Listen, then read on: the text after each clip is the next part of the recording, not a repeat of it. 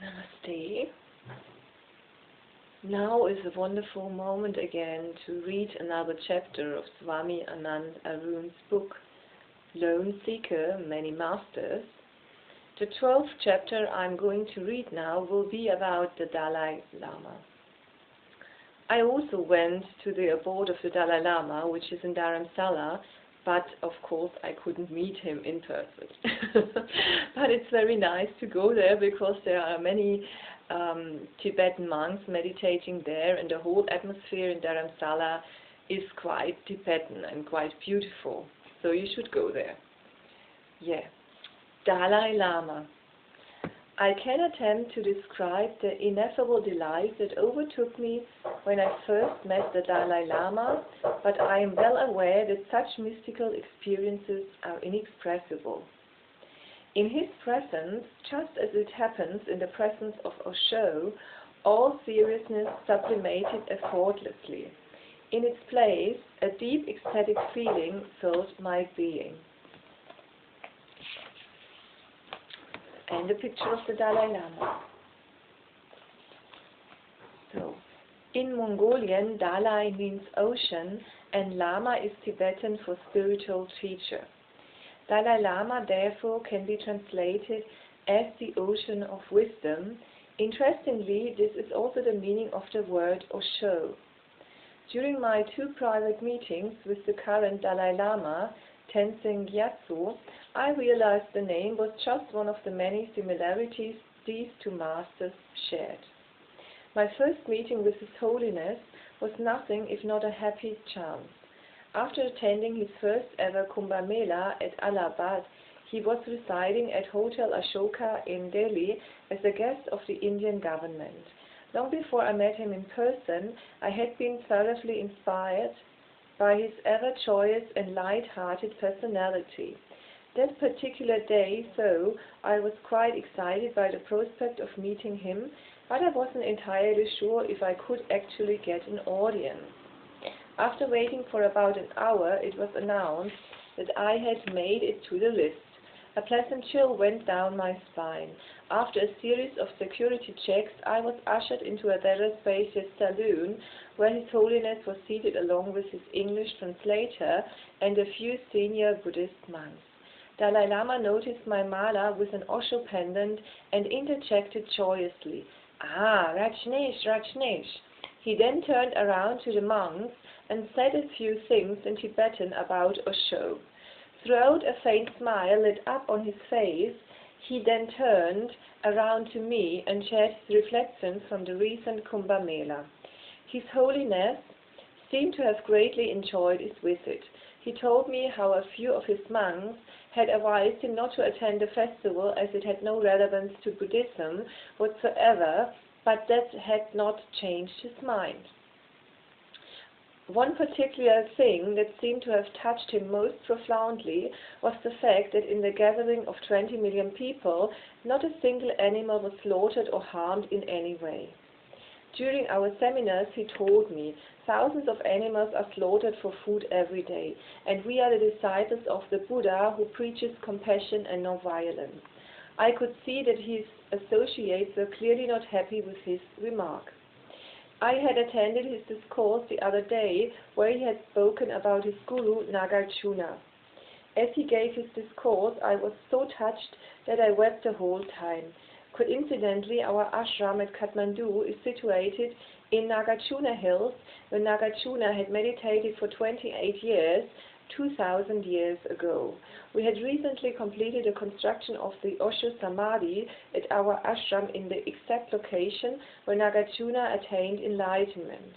I showed him the picture of the Samadhi and expressed my desire to have it inaugurated by His Holiness. He looked at the pictures eagerly and asked many questions about the place. For political reasons, he wasn't allowed to visit Nepal, so he asked me how else he could do it. I asked him to sign the picture and bless it, to which he complied happily.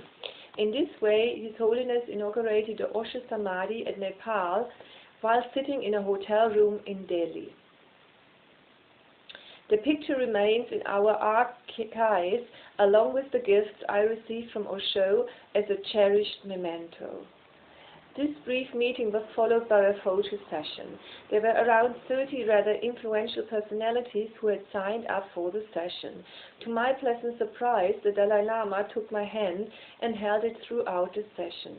I can attempt to describe the ineffable delight that overtook me, but I am well aware that such mystical experiences are inexpressible. In his presence, just as it happens in the presence of Osho, all seriousness sublimated effortlessly. In its place, a deep ecstatic feeling filled my being. The current Dalai Lama, Tenzin Gyatso, was born on July 6, 1935, in the northeastern Tibetan village of Taksar. He is a monk of the Gelug, or the Yellowhead school of Tibetan Buddhism. Tibetan Buddhism consists of 4 main schools. The oldest of them is the Nyingma school. It is also known as the Red Cap sect. It was started by Shanti Rakshit, the famous monk from Nalanda, and Padmasambhava, the tantric guru from Kashmir. They carried the essence of Buddhism from India to Tibet in the 8th century. In 640 AD, Brikuti, the daughter of King Amshuvarna of Nepal, was married to the Tibetan king Songtsen Gompo. She had taken with her sandalwood statue of both Buddha and Tara. A temple was made in central Tibet to house those statues. But the credit for starting Lamaism in Tibet goes to Padmasambhava or Guru Rinpoche. The second most famous sect is the Kagyu. It is also known as the Mahamudra school or the Black Cap school. This was established by Tantric Guru Tilopa in the 10th century. His lineage consists of famous tantric masters such as Naropa, Marpa, Milarepa, and Gompopa. Its main monastery is Churpu in central Tibet, but currently the Kagyu headquarters is at the Rumtek monastery of Sikkim. Its head is the 7th Karmapa, who currently lives near Dharamsala in Himachal Pradesh, India. The 16th Kamata Rangchung Rinpoche Dorje was the first traditional spiritual leader to proclaim Osho as the Bodhisattva of this age in 1971. He had declared Osho as an avatar of a Tibetan master who would establish religion in this age through modern and rebellious methods, since the old methods have become redundant. The third oldest school is the Shakya or the Grey School. Its head monastery, the Tashi Gungpo, is in the southwestern Tibetan region of Tsigatse. Since the monastery is surrounded by an area that has grey clay, it is known as Grey School. Its leader is the Panchen Lama, who is thought to be the reincarnation of Amitabha Buddha. The 10th Panchen Lama died in 1989 at Tsigatse. The 2 contenders for the 11th Panchen Lama are both in Tibet. The 4th and most important school is the Gelug school or the Yellow Cap school. This is the mainstream Tibetan Buddhist school and is headed by the Dalai Lama. This sect has teachings of all the other 3 schools, the Nyingma, Kagyu, and Shakya, and propounds the teaching of Tantra as well as Nagarjuna's middle path. The Dalai Lama is the spiritual and political leader of Tibet. The first Dalai Lama was Gedun Drup, who lived from 1391 to 1474. Tenzin Gyatso, the 14th Dalai Lama, has been living in exile since 1949. The Dalai Lama is considered the reincarnation of the Bodhisattva of compassion, Avalokiteshvara. The current Dalai Lama has touched the hearts of all sensitive people in the world, whether Buddhist or non-Buddhist. The simplicity of his personality, his light and humorous take on life, his compassion and open-mindedness towards all faiths and philosophies made a deep imprint upon my heart. You can't call him a skilled orator, but every word he utters is charged with the fragrance of truth and purity which hypnotizes his audience. Despite his sky-rocketing fame, he is simple and innocent like a child. While I was listening to his discourse, somebody asked him, "What makes you happiest?"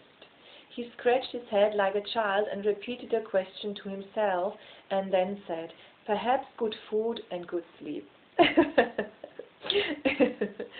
Once during his discourse, birds started to sing on a nearby roof. He stopped talking and started looking towards the roof. He then said, "I feel that the songs of the birds are sweeter than my discourse." The Dalai Lama has a truly unique perspective whereby he looks at each event of life in a very positive and hopeful way.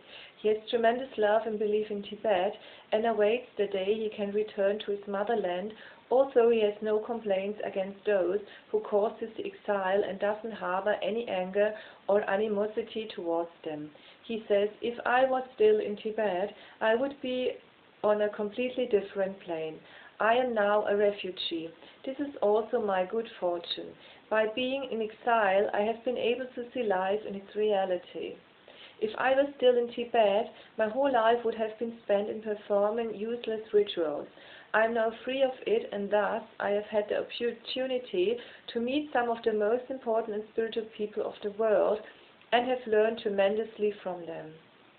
If I was still in Tibet, I would not have been able to visit the Buddhist holy places such as Bodh Gaya, Sarnath, and Kushinagar every year. It has only been possible because I am living as a refugee in India." On the surface, the Dalai Lama's life appears to be full of misery and defeat. At the age of 2, he was taken away from his family and placed under strict discipline at Potala Palace. Instead of being able to enjoy the joys and adventures of youth, he became the king of Tibet when he was only 15 and was forced to engage in politics with one of the biggest and most rigid governments of his time.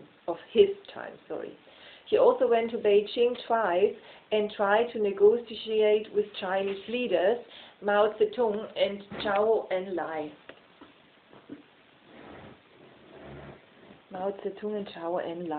But despite being very flexible, all his efforts went down the drain, and in the end he had to secretly flee from his country before the Chinese army invaded Potala Palace in Lhasa.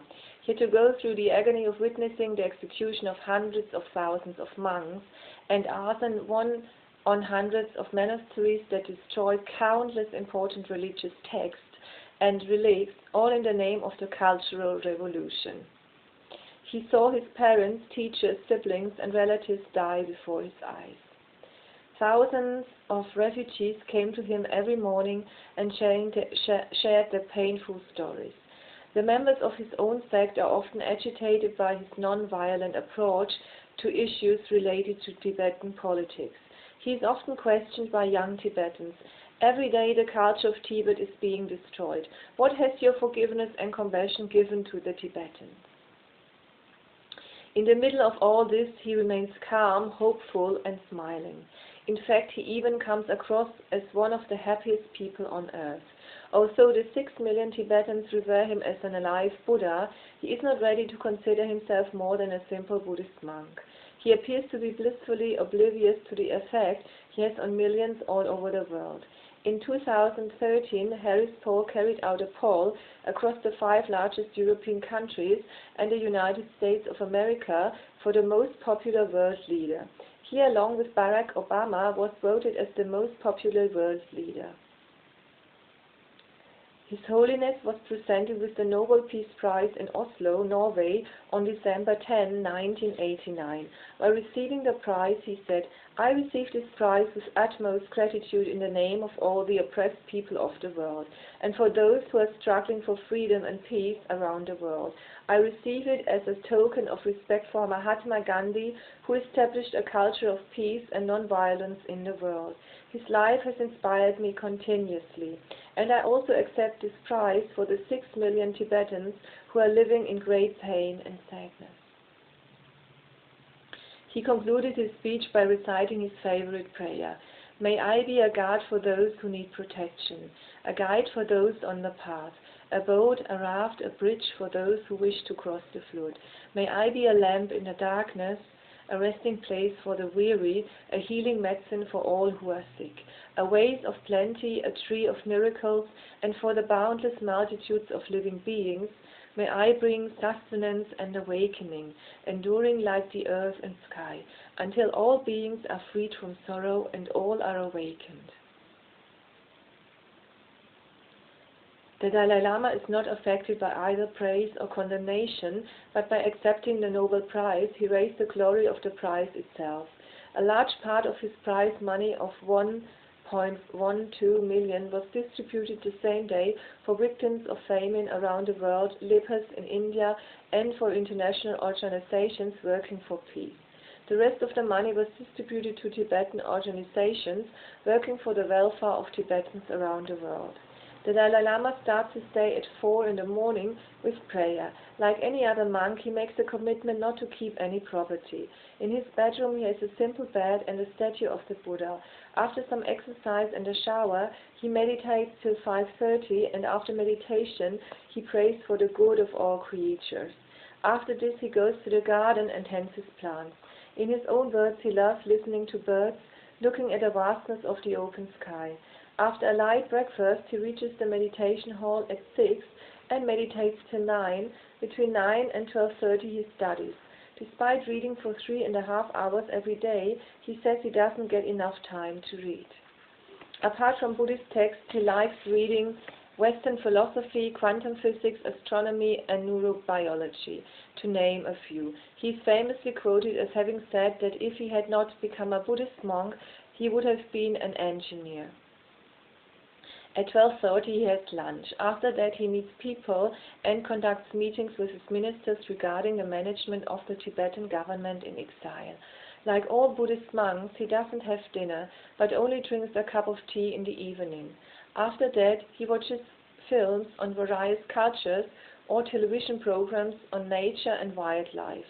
At 8:30 he prays and goes to sleep.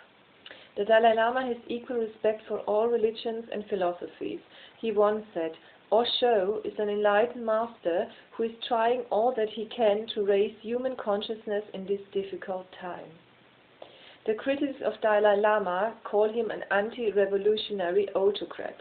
However, those who know him from close encounters and who try to understand him have found him to be a reformist, a forward-looking humanist, as well as a tolerant religious leader. His universal values, relentless advocacy for world peace, and progressive views on religion and science, among other attributes, have rightfully earned him the status of an influential world leader. He has often said there is no need for any temple or any complex philosophy as long as our life is motivated by compassion. He also has liberal views on sex. He has cast aside celibacy as a prerequisite for enlightenment.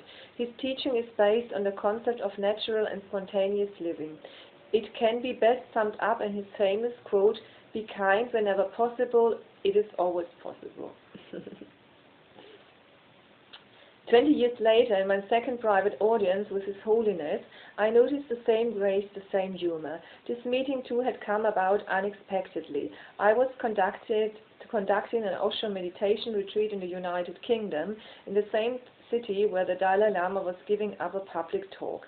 I tried to get a ticket for the talk, but unfortunately the tickets had sold out completely except for a few charity tickets, which were way beyond my budget. A few days before the talk, I received a random invitation from a Buddhist monastery in the city to give a talk on the Buddha. I was one of the 4 orators speaking at the event. Like every other orator, I was allowed 45 minutes to present my ideas. However, the audience was so pleased with my talk that they requested an extra question and answer session. That session too was well received. Afterwards, each orator was offered a token of thanks. I surprisingly ended up with 2 free tickets for the Dalai Lama's talk. As luck would have it, soon after his talk, the Nepalese Buddhist Society was granted a private audience with the Dalai Lama. They wanted to build a Buddhist temple in London and had written a letter to His Holiness seeking his advice and support. Since some members from the society had attended my talk the previous day, they asked me to accompany them. I was only too happy to oblige. After hearing the plan, His Holiness remarked in good humor, "I'm no more a king but a refugee. I cannot donate a lot, but I will donate a portion of the royalty from my books to the temple." With the Dalai Lama's support and guidance, the Nepali Buddhist temple has been built in London. His Holiness then turned towards me and I reminded him of our meeting 20 years ago, to which he chuckled. I had carried a copy of my book where I had devoted a chapter to him. I showed him the copy and told him it was rather unfortunate that the text was in Nepali and that he would not be able to understand it. He started leafing through the pages and told me, I have a Nepali translator. I will get him to translate it for me. I bowed down and touched his feet. I was overpowered by a strong sense of déjà vu. The same ineffable joy ran through my nerves as it used to do when I had a meeting with Osho. For days after meeting with Osho, the intoxication would remain intact. I would enter the realm of the mysterious and ride on its ecstatic waves, totally liberated from all my thoughts, my past, and the idea of who I was. On several occasions I have tried to translate this into words, always unsuccessfully. Human words or languages are still premature and inadequate when it comes to the description of deep spiritual experience. I would be filled with a powerful euphoria interspersed with times of deep nourishing silence. I had exactly the same feeling when I touched the feet of His Holiness. The communion was so vivid, so intense, that even as I write this, goosebumps break out on my body. So, this is all about the Dalai Lama. Wishing you the best, sending you love. Bye bye, namaste.